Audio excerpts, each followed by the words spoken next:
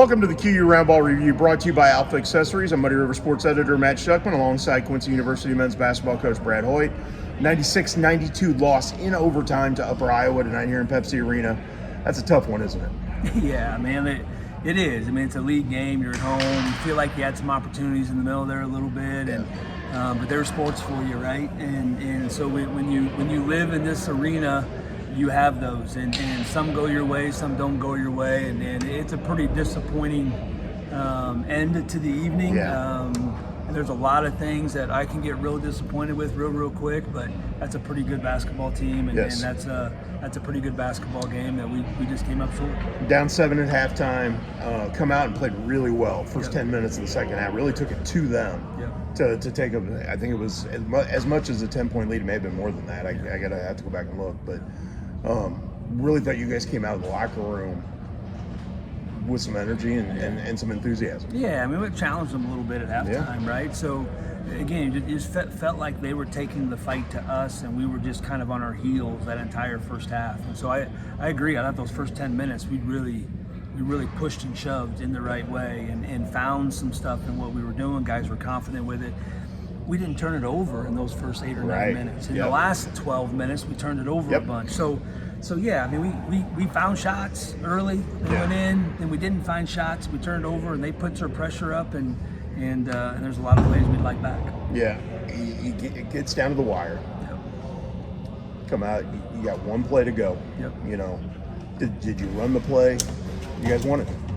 We had a couple plays. We had a couple things in there. I think what we're trying to find is a closer, to be honest with you. Like we're trying to figure out, and we've been in, that's the third one of these that we've been in, and we've kind of put the ball in somebody else's hands and trying to run some different action and try to figure out what that is. We wanted T with the ball. And T got it. I thought he got a good look off from the three-point line in order to tie it at that time. And so, yeah, I mean, we're just trying to put the ball in certain guys' hands and trying to find the guy that can find a way at the end.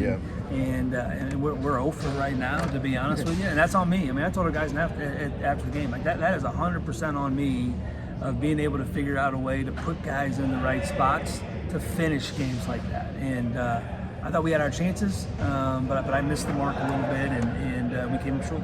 At the end of regulation, Cam gets a shot, it goes off the rim. Wally gets a putback attempt, goes off the rim. Wallingford gets another putback attempt, and they call a foul. Then what was the explanation for why he didn't get to go? Because they went and reviewed it. The explanation was that the buzzer went off before the foul was called. Okay. So and again, that's where I was trying to get a little bit of clarity. And again, they went and looked at it. So I mean, I trust the fact that they went and looked at it. And I obviously haven't seen it yet. So the call, they called a foul on the floor, and then they went to the video and they realized that the buzzer had hit before the foul call, so they sort of forced overtime. So yeah, I mean, again, one of those balls go in there at the end. They allow Wally to shoot free throws. He would have made 2 free throws right there, and it's a complete.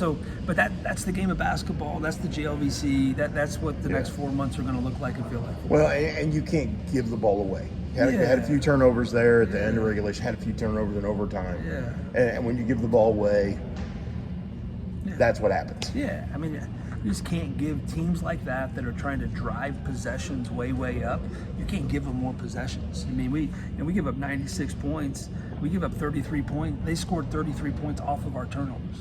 Now, again, what do I have to do from my seat to be able to put guys in different spots and not put them in a situation to turn? Like we've got to relook at that. And we talked all week about defensive rebounding and not turning it over. Like those have been our 2 bugaboos. For sure. We've done other things well enough to stay in games, win a couple games, be in the middle of it. And those 2 things obviously showed themselves tonight. And I think as the head coach of this program, I got to figure out a way to give our guys an advantage in those 2 areas. I didn't know that Charles Barkley played in the GLVC. Very similar. Very similar in the way. What a good player he is. And the name escapes me now that we're talking about number 4 for Upper. The name totally escapes me. Hinker. But he's a really good player. And he did. He backed you guys down. He took it to the rim, and he was physical. He was super physical with the ball, physical without the ball. He was like that a year ago. They just didn't ask him to score it as much a year ago. Right. But yeah, I mean, he had 31-10. I mean, that's a pretty good night, and he's a good player. He's a good player in this league. He's going to be a good player all year, and we got to find a way to be able to neutralize guys like that, because he's not the only one like that in this league for sure. No doubt. 3-3 after tonight. Those 3 losses are by a total of 6 points. Yep. You guys are right in there. Yeah. You got to figure out how to win those games. Like you feel like you're in it, right? Like we have moments, and it's a good game, and we have situations and chances, and like all of that is really, really, really good. But we're fighting the being okay with it being close, and then hoping it works out. Right. And we had some moments there that I thought that we really could have just executed a couple things and really pushed it out, and kind of you try to break spirits is what you try to do. And we didn't get that little kind of, it was almost like, oh boy, I hope we're okay. Yeah. And that's again, we got 7 freshmen and sophomores. We've got, I mean, yada, yada, yada. Like, you can come up with all kinds of reasons of why we act like that and do that, but there's no time. There's no time to figure that out. So no, because you got a game on Thursday and another one on Saturday, both right here in Pepsi Arena. Yeah, I guess 2 really, really, really good teams. Yes. Like, only the preseason favorite in the GLVC is coming to town on Thursday night, Missouri S&T. Yeah, I mean, ranked 6th in the country. Yeah. And they're really, really good. Drury's really, really good.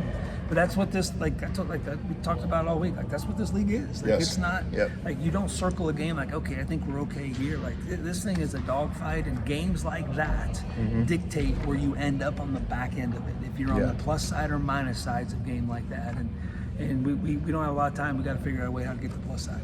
I know you'll get it done. We're going to work at it. I can tell you that. I know. Hey, thank you for taking the time to do this. Yeah, appreciate it. Especially after a tough loss. Yeah, no, this is great.